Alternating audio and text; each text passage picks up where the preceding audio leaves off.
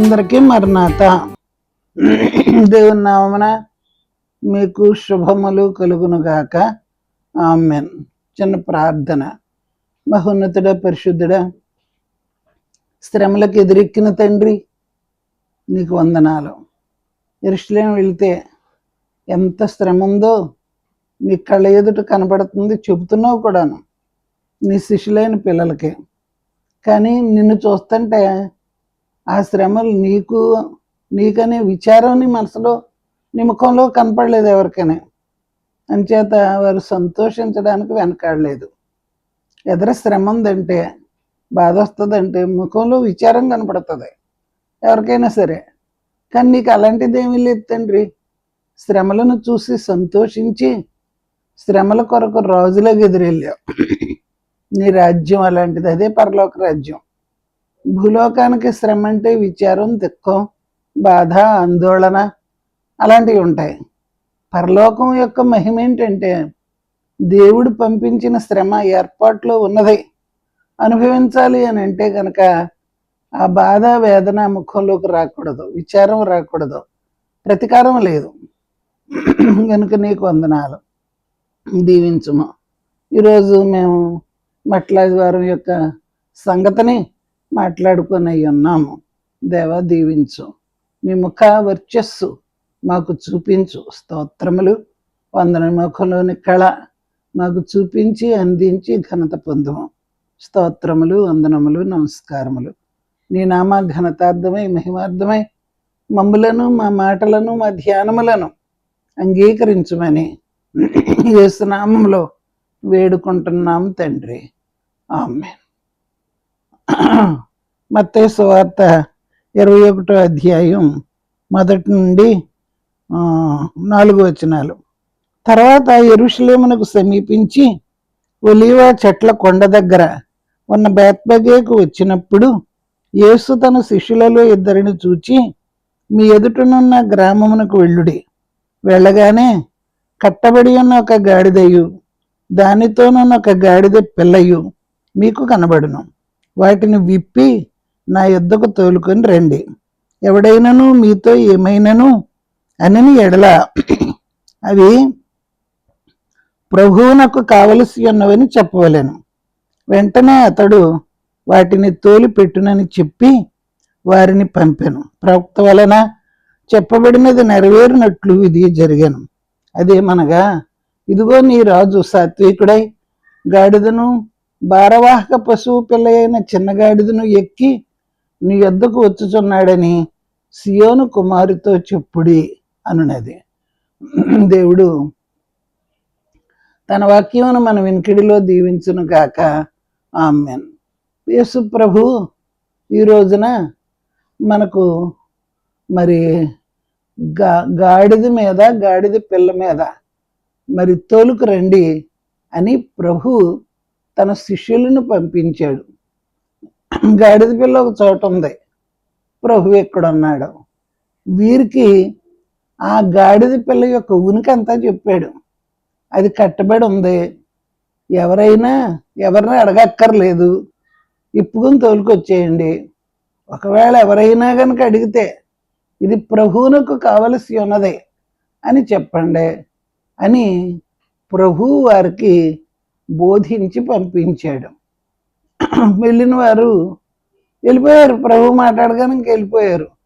అడగాలి ప్రభువుని, ప్రభువా వాళ్ళు ఇలాగ ఇప్పేస్తున్నావేంటి, ఇదేం పని అని అంటే ఏం చెయ్యం ప్రభువా అని అడగాలి.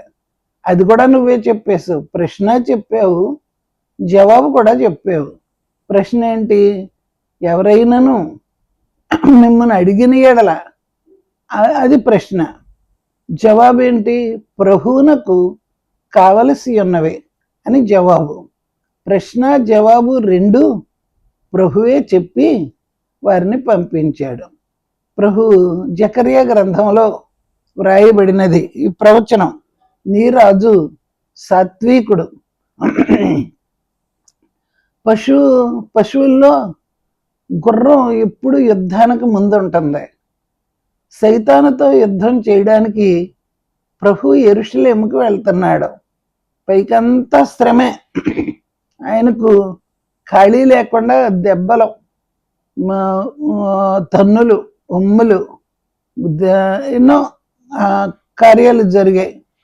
వాటన్నిటినీ అనుభవించడానికి వెళ్ళినప్పుడు అవమానకరమైన స్థితి, నిందలు, ఇవన్నీ ప్రభువుకు జరుగుతాయని ముందే చెప్పాడు, అందుకే వెళ్తున్నాడు.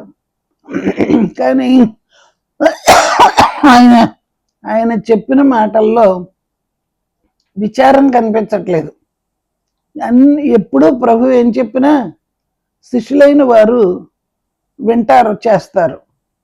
కాబట్టి శిష్యులైన వారికి విచారం, ఇది ఇంత శ్రమ రాబోతుంది అని చెబుతున్నా కూడా ప్రభు ముఖంలో విచారం కనిపించట్లేదు. ఆ విచారం కనిపించకపోవటం వలన వాళ్ళకి అర్థం అవడం లేదు. పైగా యేసు ప్రభు మరి స్తుతులతో వెళ్తున్నాడు, మహా జయోత్సాహం. అసలు శ్రమ పూర్తయిన తర్వాత కదా జయము, కానీ ముందే జయమని చెప్తున్నారు. దావీదు కుమారునికి జయము, ప్రభు పేరట వచ్చువాడు స్తుతింపబడును గాక, సర్వోన్నతమైన స్థలములలో జయము అని కేకలు వేయుచుండిరి. ఎంతో జయం అన్నమాట. ఈ జయ సూచన, జయ ధ్వనులు ప్రభువుతో ఉన్నవారందరూ కూడా ఒకే రీతిగా సంతోషించుచు, స్తుతించుచు మరి నడిపిస్తున్నారు. గాడిదకి ఎంత విలువ ఉంటుంది? అడ్డగాడిద అంటాము, రోడ్డుకి అడ్డంగా ఉంటుంది. దానికి గాడిదకి అంత విలువ లేదు. పిల్లల్ని ఎప్పుడన్నా తిడతాం వచ్చిన గాడిద అని తిడతాం. అంటే విలువ లేకుండా చేసిన, తెలివి లేకుండా చేసిన పనికి పిల్లల్ని అలా తిడతాం, మనకు అలవాటే. అయితే ఈవేళ ప్రభువుకి ఈ గాడిదే అవసరమైంది. గాడిదకి ఎంత బరువు వేసినా ఈడ్చుకెళ్ళటమే తెలుసు. తింటది, ఈడ్చుకెళ్తుంది, బరువును మోస్తుంది, ఎదురు తిరగదు. గుర్రానికి గాడిదకి చాలా తేడా ఉంది. గుర్రం దానికి ఇష్టమైతేనే ఎక్కనిస్తుంది, దానికి ఇష్టమైతేనే బండి లాగుతుంది. తనకి ఇష్టం లేని వాళ్ళు బండి ఎక్కితే లాగదు, పక్కకి పెట్టేసి పడేస్తుంది. అది గుర్రం లక్షణం.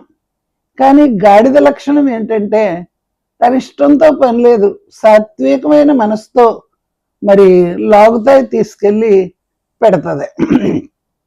యేసు ప్రభు గాడిద సాత్వికం ఎలాంటిదో ప్రభు యొక్క మనస్సు కూడా అలాంటి సాత్వికంతోనే ఉన్నది. కాబట్టి ప్రభువు జయోత్సాహముతో వెళ్తున్నాడు. ఈయన యుద్ధరంగంలో జయించక ముందే జయం, వెళ్ళాక శ్రమలు అనుభవించాక, సైతాన్ తల చితగొట్టాక, సాతాను రాజ్యం పడిపోయాక, రక్షణ భూమి మీదకి వచ్చిన తర్వాత, అది అనుభవించిన తర్వాత సిలువ, మరణం, తర్వాత పునరుద్ధానం, ఇదన్నీ అయిన తర్వాత రావాలి జయం.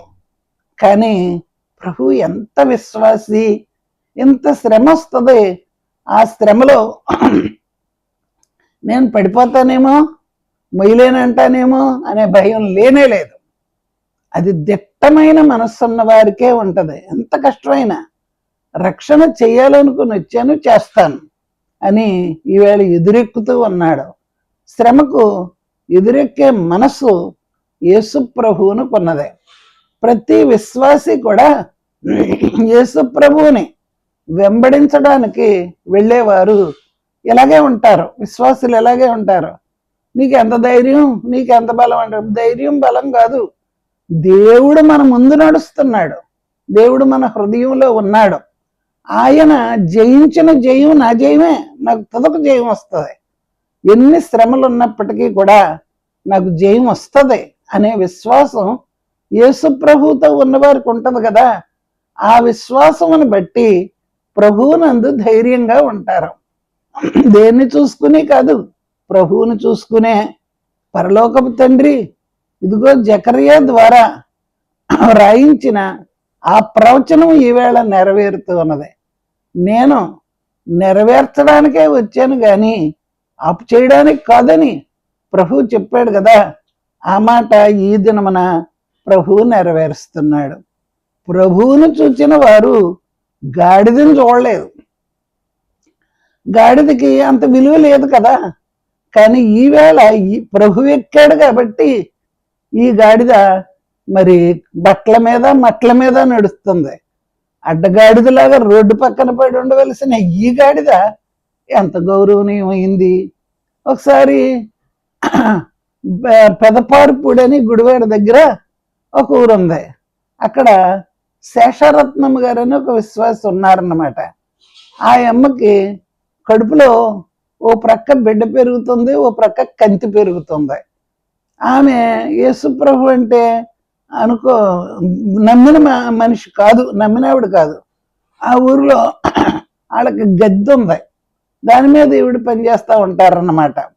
అలాంటి ఆవిడకి డాక్టర్లు ఏం చెప్పారంటే అది క్రైస్తవ హాస్పిటల్, అందులో బిడ్డ బిడ్డ బిడ్డ ప్రసవించే టైం వచ్చేటప్పటికి మరి కంతి అడ్డొస్తుంది, అంచేత కంతి తీస్తే బిడ్డ వల్ల ప్రమాదం, బిడ్డను తీస్తే కంతి వల్ల ప్రమాదం, మరణం తప్పదు అని డాక్టర్లు చెప్పారు. అక్కడ అది ఒక బొమ్మ, యేసు ప్రభు బొమ్మ ఉందంట. ఆ బొమ్మను చూసి ప్రభువుని అడిగింది, నువ్వే గనక నిజంగా దేవుడు అయితే నా బిడ్డ బతకాలి, కంతి పోవాలి, ఈ రెండు గనక జరిగితే నేను నీకు సాక్షిగా నిలబడతాను. నేను చచ్చిపోతే నీకేమొస్తుంది? నాకు మరణం కాదు, నాకు బిడ్డ కావాలి, మరి కంతి పోయి ఆరోగ్యం కావాలి, నువ్వు కనబడి నాకు సరిచేయి అని ప్రభువుని అడిగింది ఆవిడ. ఆ ఫోటోని చూసి అడిగేటప్పటికి మరి నిజంగా మనస్సుతో ఏ మనవి చేసుకున్నా దేవుడు ఎక్కడో ఉండడో, మన అంతరంగంలోనే ఆయన మనకు జవాబిస్తాడు. ఆ అమ్మకి ప్రభువు ఆ రాత్రి కనపడి ఈ కంతి తీసేసి సజీవమైన బిడ్డనిచ్చాడు. మరణంలో నుండి ఆ అమ్మని లేపాడు ప్రభు. లేపితే ఆవిడ దేవునికి సాక్షిగా నిలబడింది. చాలా కాలం ప్రభువు చెప్పినట్టే నడిచింది. ఉపవాస పరురాలు, భర్త మార్పు కొరకు ఆ అమ్మ చాలా కష్టపడి పనిచేసింది. ఇప్పుడు ప్రభు దగ్గరికి వెళ్ళిపోయారు, ఇప్పుడు లేరు ఆవిడ. అయితే ఆవిడ ఒక వాక్యం చెప్పింది, దేవదాస్ అయ్యగారి దగ్గరికి వచ్చిందనమాట. అయ్యగారును ఆ అమ్మ ఆల్తర మీద ఉంటుండగా మాట్లాడుతూ ఉన్నప్పుడు నేను ఆ మీటింగ్లో విన్నాను, ఆవిడ మాటలు విన్నాను అనమాట. ఆవిడ చెప్పింది, అయ్యగారు అక్కడే ఉన్నారు, ప్రార్థన చేశారు.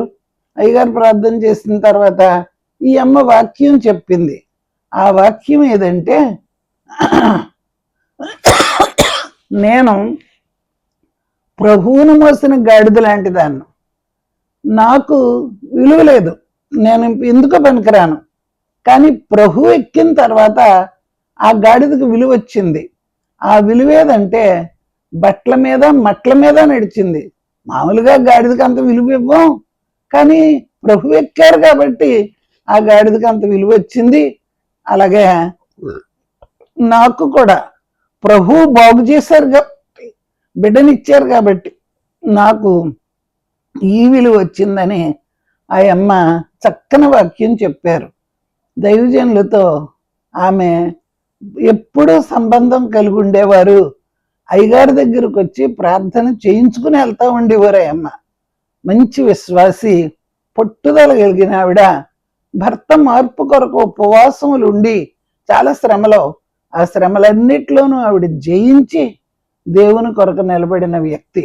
ప్రభు చెప్పగా మైసూర్ దగ్గర, బెంగళూరుకి మైసూర్కి దగ్గరగా ఒక ఆశ్రమం ఏర్పాటు చేశారు. అందులో వారి బిడ్డలో ఉన్నారు. ఇప్పుడు భార్య భర్తలు ఇద్దరు ప్రభు దగ్గరికి వెళ్ళారు. పిల్లలు ఎవరున్నారు ఇప్పుడైతే నాకు తెలియదు, కానీ అప్పుడు తెలుసు, ఆయన వస్తా వెళ్తూ ఉండేవారు. అయితే దేవుని ఏర్పాటును బట్టి ఇప్పుడు కూడా మనం గాడిద వంటి వారమే, తెలివిలేని వారమే, మరి పనికిరాని వారమే, అడ్డంగా నిలబడే వారమే. కానీ ఎవరినైతే ప్రభు ఏర్పాటు చేసుకున్నారో ఆ ఏర్పాటు చేసుకున్న బిడ్డల లోపలికి ప్రభు వచ్చి వారిని స్వాధీనం చేసుకున్నట్టు, ఈ గాడిద పిల్లను స్వాధీనం చేసుకున్నట్టు ప్రభు తనకు కావలసిన వారిని స్వాధీనం చేసుకుంటారు. ఈ గాడిద పిల్లను ఇప్పుతుంటే కట్టబడిన గాడిద, ఒకరికి అంకితమైపోయిన గాడిద ఇది. అయినప్పటికీ కట్టబడిన వారం మనం, మన గుణాలతో మన బ్రతుకులో కట్టబడిన వారం. కానీ కట్టబడిన దానిని విప్పినట్టు ప్రభువు కొరకు ఎలాగైతే విప్పబడి తోలుకొని వచ్చారో అలాగే మనం కూడా విప్పబడాలి. మన కట్టడలలో ఉన్నాము, అనవసరమైన కట్టడ అవసరం లేదు. కానీ ప్రభువుతో పాటు ఉండవలసిన టైం వచ్చినప్పుడు కట్టబడిన గాడిదను విప్పినట్టే మన బ్రతుకులో నుండి మనల్ని విప్పి ఆయనకు కావలసిన, ప్రభువుకు కావలసి ఉన్నది. ఈ గాడిద ఇక్కడ కట్టబడటానికి కాదు, కానీ లోకంలో పెంచుకున్న వాళ్ళ కోసం కాదు, ప్రభువుకు కావలసి ఉన్నవే అని జవాబు చెప్పారు. వెంటనే ఆ ఇంటి వారు, మేపుకునేవారు దానిని ప్రభువుకు తోలిచ్చేశారు. ప్రభువుకు కావలసి ఉన్నవేదో ప్రభువు కంటికి కనబడుతుంది. ప్రభు ఉన్న చోట నుండి కట్టబడిన గాడిదను ప్రభువు చూచి ఆయన శిష్యులైన పిల్లలను పంపించి దానిని ప్రభువు కొరకు కావలసి ఉన్నవి. నువ్వెంత చదువుకున్నా, నువ్వెంత తెలివైన బిడ్డవైనా దేవుని కొరకు కావాలి అనుకున్నప్పుడు ఖచ్చితంగా ప్రభువుకు లోబడి ఉండాలి. అప్పుడే నీ బ్రతుకు మహిమ కలిగిన బ్రతుకై ఉంటది. ప్రభువు సాత్వికుడే, తాను ఎక్కిన గాడిద కూడా సాత్వికమైంది. అందుచేత ప్రభు ఎదర జరగబోయే శ్రమల్లో ఎంత సాత్వికం చూపిస్తాడో ఈవేళ ప్రయాణములో అంత సాత్వికం చూపించాడు. పరలోకం భూలోకం మట్లాది వారు ఏకమైంది. పిల్లలైన వారు పెద్దవారికి లోబడకుండా పరలోకం నుండి వచ్చిన స్తుతులను బిడ్డలు అందుకున్నారు. దావీదు కుమారునికి జయము, ప్రభు పేరట వచ్చువాడు స్తుతింపబడుగాక, సర్వోన్నతమైన స్థలములలో జయము అని కేకలు వేశారు. మనం ఏకమైపోతాం అన్నమాట. పరలోకం స్తుతులు అందుకుంది, భూలోకం స్తుతులు అందుకుంది. పరలోకం భూలోకం స్తుతులు అందుకునే ఆ స్థితికి తీసుకొచ్చాడు ప్రభు. తన ప్రవర్తనను బట్టి, ప్రార్థనను బట్టి, సాత్వికమును బట్టి ప్రభువు అలాగా సాత్వికమైన వారు ధన్యులు, వారు భూలోకమును స్వతంత్రించుకుందరు. ఎవరికి సాత్వికమైన శాంతికరమైన మనసు ఉంటుందో భూలోకములో ఉన్నవన్నీ వారివే. ప్రభు చెప్పిన ధన్యతల్లో అదొక మాట.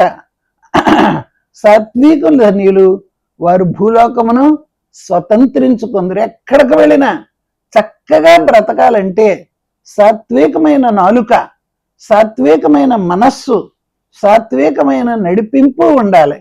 మనం ఎవ్వరి మీద అధికారం చేయలేము, చేసినా నెగ్గదు, మన వల్ల కాదు. మనకి సాత్వికం దేవుడిచ్చిన ఆయుధం. భూమి మీద బ్రతకాలంటే, నెమ్మదిగలిగి బ్రతకాలంటే, స్వతంత్రంగా బ్రతకాలంటే, ఎలాంటి వారి మధ్య ఉండాలంటే సాత్వికం నేర్చుకోవాలి. సాత్వికం అనేది మంచి ఆయుధం, బ్రతకడానికి దేవుడు మనకిచ్చిన గొప్ప ఆయుధం. యేసు ప్రభు భూమిని రక్షించడానికి ఈ దినమున ఆయన సాత్వికం అనే గుణాన్ని ఆయుధంగా చేసుకుని ప్రభువు పనికి మరి సిద్ధపడ్డాడు. మత్తయ్య, మార్కు, లోక, యోహాను నలుగురు రాశారు.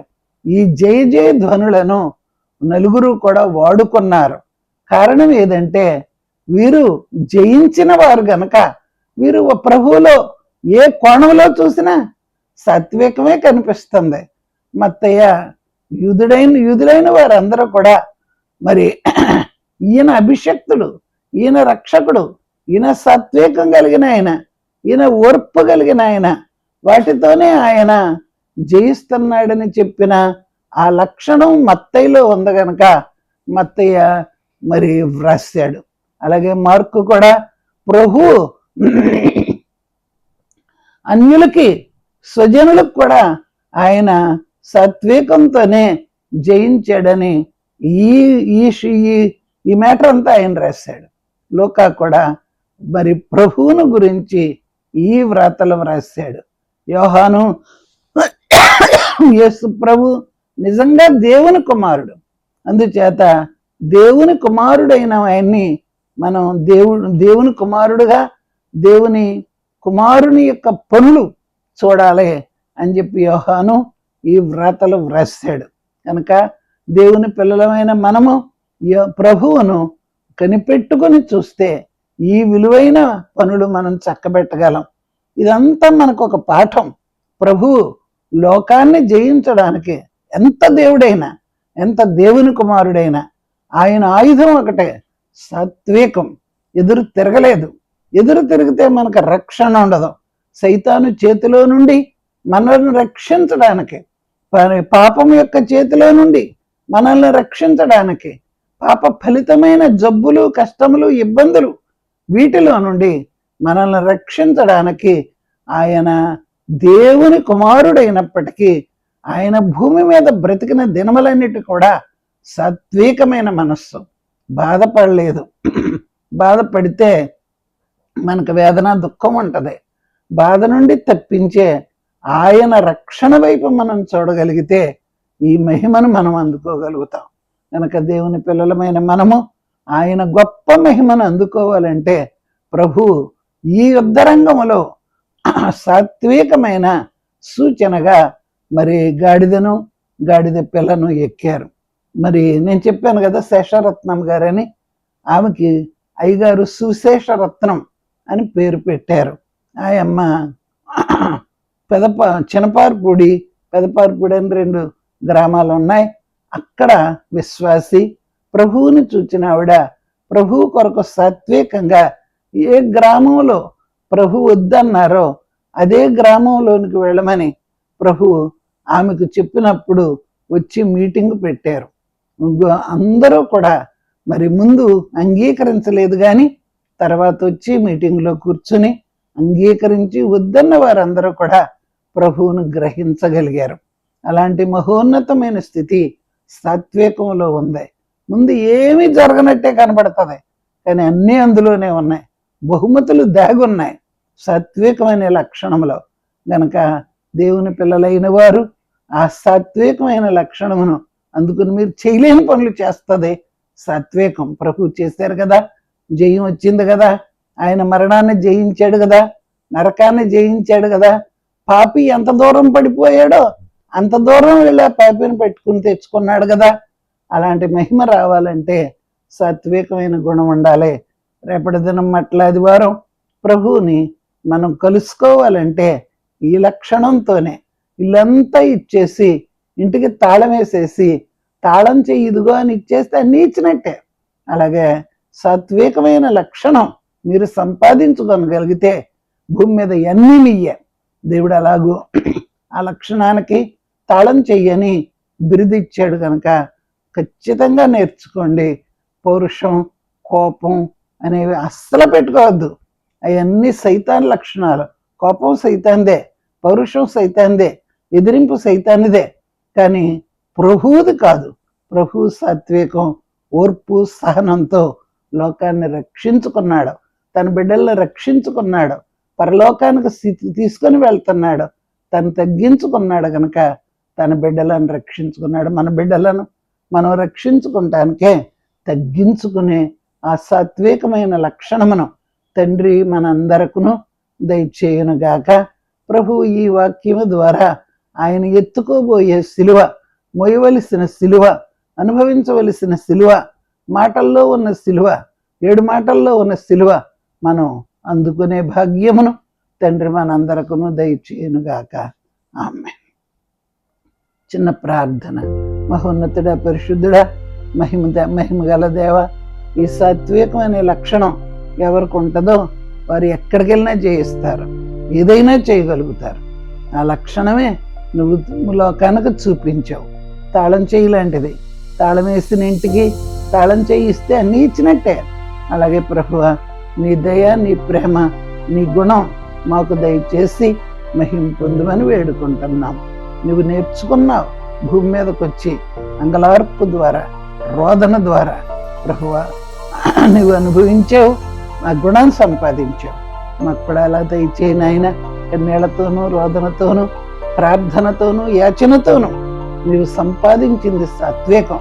అలాంటి సాత్వికమే సాధు సుందర్ సింగ్ గారి జీవితంలో ఉంది. ఆయన అందరినీ సంపాదించడానికి, నిన్ను కలిగి బ్రతకడానికి ఆయన సాధువుగా జీవించే ఆ లక్షణం ఆయన సంపాదించుకున్నాడు. ఎంతో పౌరుషం కలిగిన ఆయనే, సిక్కులంటే పౌరుషమే.